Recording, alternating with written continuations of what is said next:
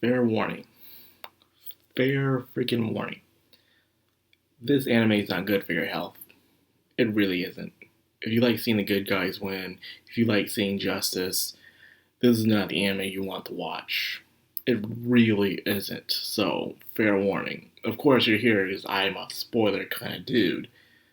But nonetheless, if you're watching this video for the very first time, be careful watching Talent is Nana. I remember the day when I was reading the manga, when the manga was being translated, a lot of people just want the main character to die so badly. They cannot stand her. Even after they revealed her past and stuff, they still don't care about her. They still want her dead. You can't have a girl who does such pure evil things and try to make us sympathize with her. Even if we do understand her, we still don't like her. Same thing with Abby in The Last of Us Part 2. No matter how much you try to make us sympathize or understand her, we still don't like her. And that's just how it is, ladies and gentlemen. Talent's Nana Episode 2, it reviews the true history of the world. These kids are being lied to. That's why they're not in actual military or training camps that truly help them exploit their talents. They live there to die, pretty much. So as usual, that one anime I've watched in the past called The New World or something, where there were people with talents who were out of control and they destroyed a lot of humanity. Same thing happened before then. A lot of talented people came up and started attacking humanity. Even the soldiers that they created started attacking them as well. So they became the true enemy of humanity. So after some years, when they had children to have these talents, they would put them on this island and they would have them killed off. There's a lot of holes in this logic. There really is. Especially knowing how people can forget such a disastrous thing. It doesn't make any sense. Knowing that these people grow up to be attacked. Like, this is in a way like it should have been like an X-Men. Something like this should have not been forgotten. Where you see people who, with these gifts, these powers, and they're completely almost destroyed the world and humanity as we know it. And the fact that they kept this under wraps and they're just killing them off as students on this one island, it makes no sense. It really doesn't.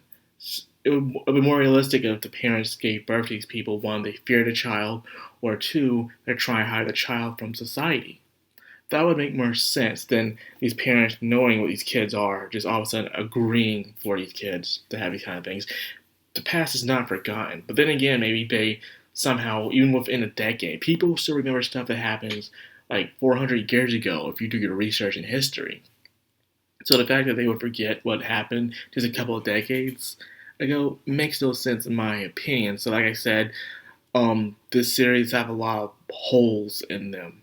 Like the point where you're scratching your head saying, this makes no sense or this is kind of dumb. And like I said before, when I first reviewed the show, I was telling you guys, I did not really have a really fun time reading it because of the amount of plot holes and things that did not make any sense whatsoever in the story. And that's the problem with most edgy writing, is that there's too many plot holes in edgy writing, and it's just terrible. Absolutely terrible. Edgy writing most of the time is just meant to be watched or read just for entertainment and entertainment only. Shut your brain off. No matter how smart Nana is, some things just make no sense. Especially where they only send one person there to kill them off, one by one. And the fact that the people, how they respond to the deaths is just ridiculous. And then how the fact that she's always somehow evolved around the death and people are once again being oblivious to it. And it's just, like I said, it's bad writing all around. And I need at least one show I'm going to cringe at. So this is my cringe show. I'm bound to be entertained, but tell you the truth, I don't have much expectations for this show. Not at all. So, Nakajima is sick today. And because of that, no one really is worrying that much about it. So now I need to think of something. Because sooner or later, people are going to start wondering where he is. So she starts talking to a dude who can supposedly stop time, but actually he can actually go to the past. But he has to hold his breath in order to do it. That's why he's always seems exhausted or he's trying to catch his breath. He has to hold it. almost like Rolo from Code Geass. He could stop time, but he had to hold his breath in order to do it. So that's just how it is.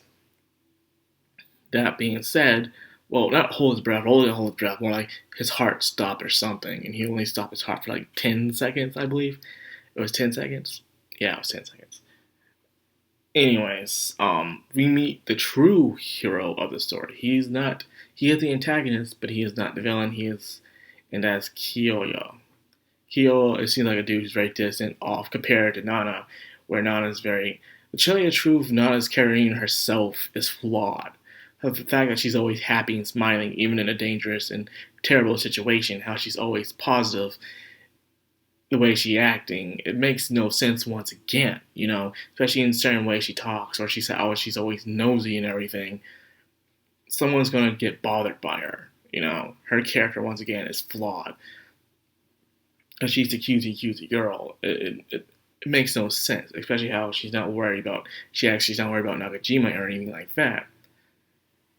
I'm surprised no one's catching on. Of course, it's just the second episode, but you'll see what I mean as the show goes on. And whether the third episode, I'll see how long I can watch this until I might feel like dropping it and not talking about it at all.